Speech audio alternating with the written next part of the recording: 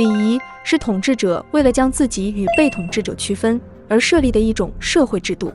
在等级森严的中国古代，最隆重盛大的礼仪自然是封禅。封禅是皇帝顺利完成上天交给他的使命之后进行的最高级别的祭天典礼。总之，皇帝我作为人间最高代言人，给上天汇报一下我的工作。封禅始于秦汉，历史上共计7位帝王进行过封禅，但到了明清时期，封禅却被皇帝们集体嫌弃，这又是为什么呢？要解答这个问题，需先了解之前7位皇帝为什么要封禅。首先要明确的是，皇帝需要用封禅来确立自己的身份地位，也就是建立政权的合法性。今天要建立一个新的国家，需要得到联合国的承认。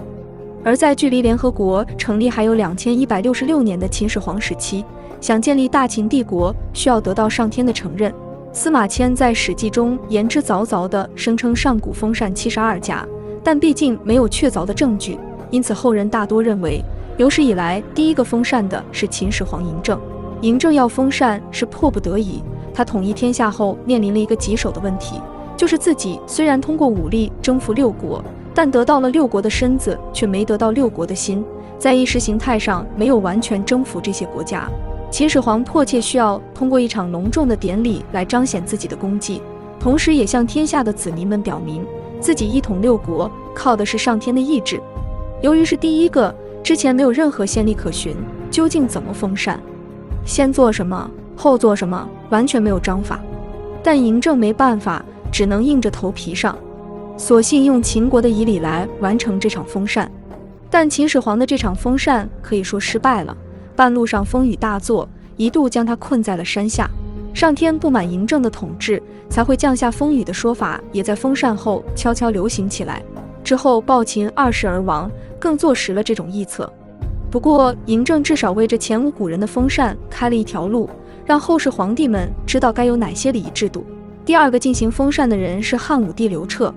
这位功绩自不用说，哪怕是不喜欢他的人也很难否认他的地位。如果说汉武帝都没资格封禅，那中国就没有帝王有资格封禅了。东汉开国后，光武帝刘秀再度封禅，而下一次封禅要等到600多年以后了。如果不算武则天，唐朝共有2位皇帝进行了封禅，然而最有资格的太宗李世民却不是其中之一。唐太宗未能封禅的原因十分复杂，他口头上是顾虑到国家刚经历战乱，但据学者揣测，这其中也有他担心自己是通过玄武门之变夺权上位，怕因为封禅而引得老天不满折损阳寿的因素在里边。唐太宗虽然没能成功封禅，唐高宗却完成了封禅，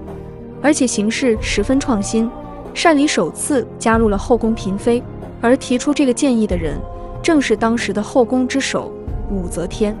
很快，中国历史上唯一一次由女性主持的封禅也将到来了。公元690年，武周革命，武则天于洛阳称帝。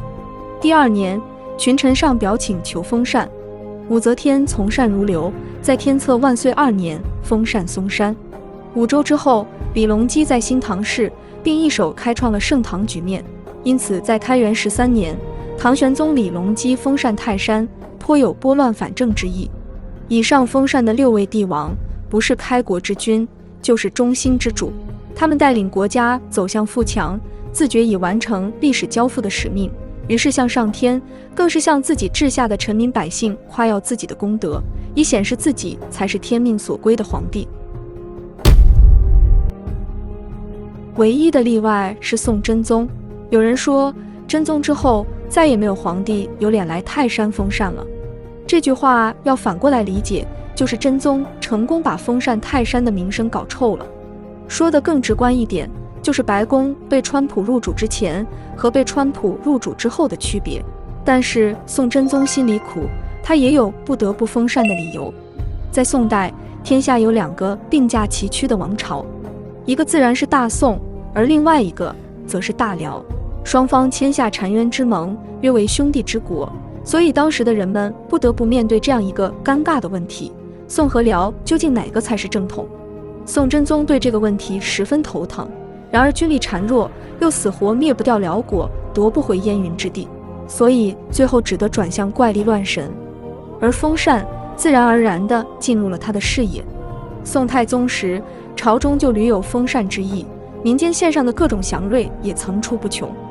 太平兴国9年，太宗皇帝甚至连封禅的日子都定了下来。结果这边刚定下日子，那边乾元殿和文明殿就着了火。同年，秦王赵廷美在房州抑郁而亡，吓得宋太宗赶紧取消了封禅行程。而眼下真宗刚跟辽国订立澶渊之盟，外部军事压力陡然减轻，那么用一场封禅来宣扬我大宋天命正统，不仅在理论上显得十分诱人，在现实层面也颇具可操作性。真宗皇帝跟臣子们意识到自己功绩不足，因此强行封禅压力很大，必须要制造祥瑞，让世人明白是老天爷想让自己封禅才行。因此真宗为了这次封禅可谓是费尽心机，他不仅亲自出手贿赂了可能阻挠封禅的宰相王旦，更与几位臣子一起策划了天书闹剧。1008年正月，宋真宗宣称自己接到神人托梦，有3卷天书要从天而降，结果打开一看，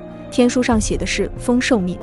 兴于宋，守于正，是700等等。真宗当下大喜，改元大中祥符。然后老天爷果然也是大喜，在当年4月再次降下天书。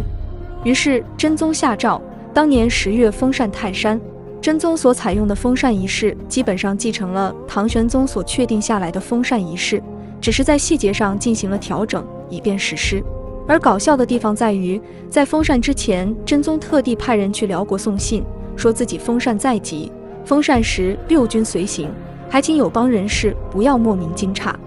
辽国方面则礼貌地做了回应，他们可能根本不在乎你是不是正统，只要你打不过我就行。大中祥符元年，真宗封禅泰山，大获成功。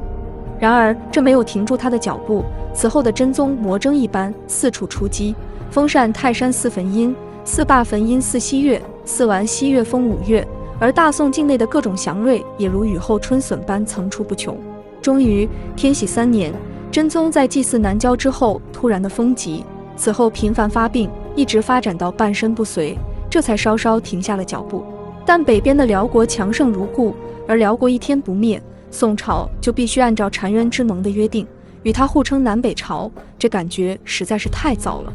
因此宋代鸿儒们每日埋首经书，孜孜不倦地就在论证一件事：王朝正统性。然而你可曾见汉唐的读书人这么费劲地论证正统性吗？他们不需要论证，因为他们明白，以汉唐的国力之强盛，天然就是正统。有钱人不会费劲地证明自己是有钱人，只有没钱人才会装作有钱人。也许宋代大儒们是知道这个理的，但迫于宋朝弱小的军事实力，只能出此下策吧。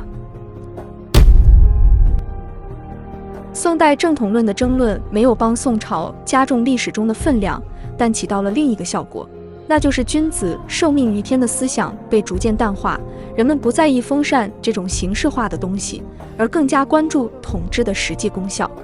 当军权不再神授，明清2代虽然也屡有封禅之意，帝王们却不约而同地选择了放弃。明永乐17年，朝中再起封禅之意，却被朱棣用一句再得不再封禅给噎了回去。清乾隆55年，乾隆皇帝前往泰山祈福，却并不封禅，而是在泰山神庙留下碑文，将封禅这事大大的抨击了一番，表示以往这些封禅的皇帝的封禅之举乃是矫污耻大之事，我大清皇帝那是绝对不会效仿的。封禅的兴衰深刻地反映了中国封建王朝的政治文化变迁，皇权在长达1000年的不断演变中逐渐膨胀。对皇帝来说，论证自己受命应天的动机当然也没有那么迫切了。封禅逐渐从帝王们趋之若鹜的至高大典，沦为如不著于今的独天淫祀，最终消失在历史的长河之中。